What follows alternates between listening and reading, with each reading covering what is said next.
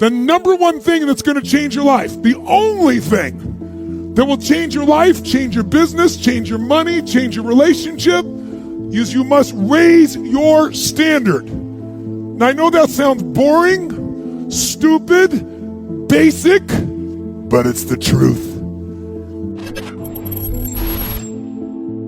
One of the first ways to come to know yourself is to understand that you don't. You know, you can learn to kind of watch yourself like you're watching a stranger, but you have to adopt a position. It's a position of radical humility, I would say. Humility in two senses. So one sense would be the humility of recognizing your ignorance. So you have to understand that you don't know who you are. And that's not easy to understand because you think you know. But then, you remember you can't control yourself very well. You're not very disciplined. You're full of flaws. Maybe you don't know yourself as well as you think. But it's hard to get low enough to understand how deeply it is the case that you are ignorant about who you are. These negative thoughts about yourself were planted in you by an external source. That's so powerful to understand because these things you think you believe about yourself that have become really true to you, you don't even really believe. They were not your original thoughts. But the power of belief is so incredible in our lives. It's so insidious because when we have a belief about something, even if it was given to us by somebody else, our mind goes to work on proving to us that this belief is true. So if somebody told you you weren't enough, or you weren't smart enough, or pretty enough, or fast enough, or strong enough, or you don't come from the right place, or you're not in the right culture, the right race, the right religion, the right height, the right IQ as a young person, or you were put down, and these beliefs were given to you, what happens is your mind tries to prove beliefs true, so it finds references. So once you think it, your mind finds an example of your life where you weren't enough, another one where you weren't enough, you weren't smart enough, you weren't pretty enough, you weren't handsome enough, you weren't strong enough. And it finds these references and it builds like a leg and multiple legs on a table, and pretty soon you can't move it. It's not what happens that determines the quality or the quantity of your life. And the reason is because what happens to about everybody. No different. The sun went down on all of us last night. A common event, a happening. And I found out that the same things can happen to two different people. One gets rich and one stays poor. Why is that?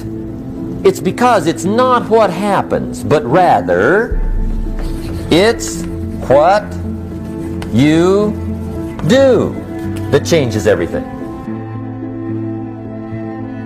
You're also ignorant about who you could be. And so the discovery of that, is some reward for the horror of determining who you actually are. And then I would say, well, then you watch yourself, and you attend to your conscience and you watch yourself like you're watching a stranger. You watch what you say and you listen.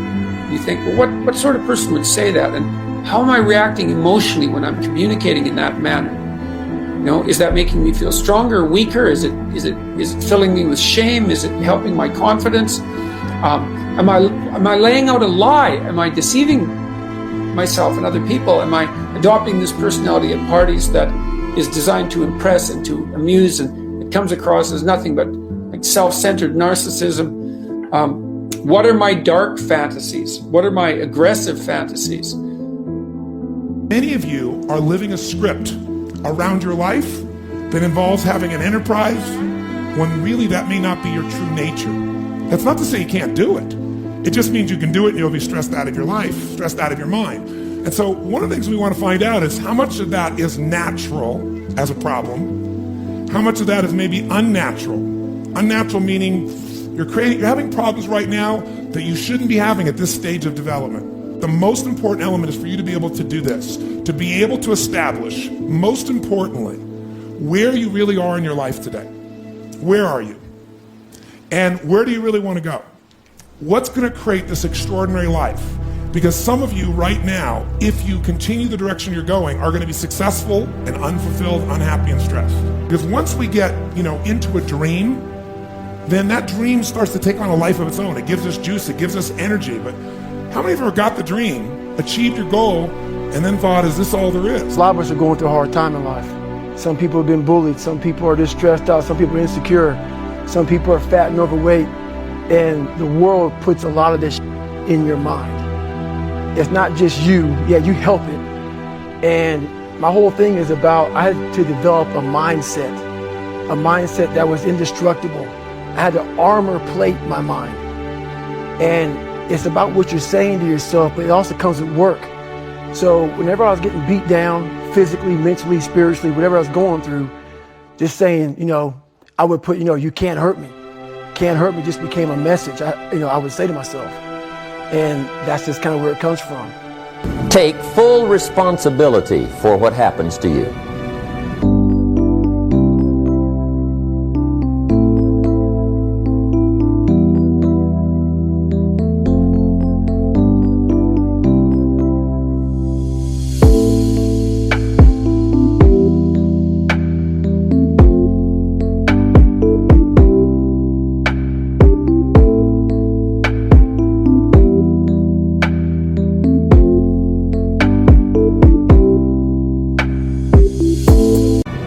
It's one of the highest forms of human maturity, accepting full responsibility. It's the day you know you've passed from childhood to adulthood, the day you accept full responsibility. Disappointments are not special gifts reserved for the poor. Everybody has them. The difference is what you do about them. It's not the weather. I used to blame the weather, and I discovered it rains on the rich. So see, that won't help. Two men wake up one morning, there's a rainstorm on. One of them looks out his window, sees the rainstorm, and he says, "Wow, what a storm. With weather like this, they can't expect you to go out and make sales." He stays home. Same morning, the other guy looks out his window, sees the same storm, says, "Wow, what a storm." But he says, "You know what, with weather like this, what a great day to go out and make sales. Most everybody will probably be home, especially the salesman." See, that's the difference in how your life works out. It's not what happens, it's what you do. Starting tomorrow, what are you going to do that'll make a change in your life's direction? What are you going to do starting tomorrow that'll make a difference? Now see, if you don't do something starting tomorrow that'll make a difference, guess what? It's gonna be the same. And see, that way you can guess what the next 5 years are going to be like. Look at the last 5. Because the next 5 are going to be like the last 5 unless you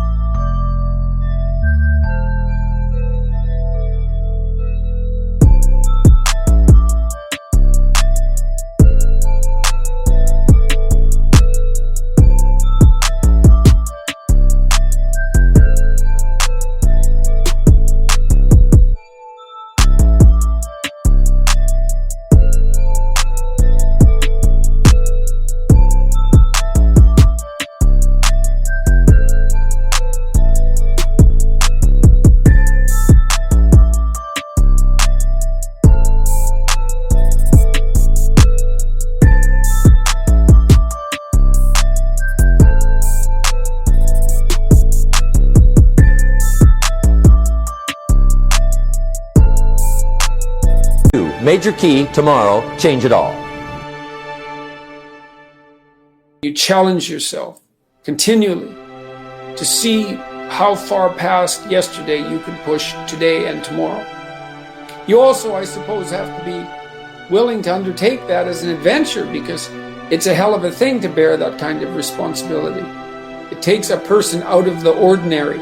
It takes them out of themselves. There's an alienation and an isolation that goes along with that, and a great sorrow, all of that together. But there's deep meaning to be had in it, and there isn't anything better that you can do. So you watch yourself like that, as if you don't know who you are.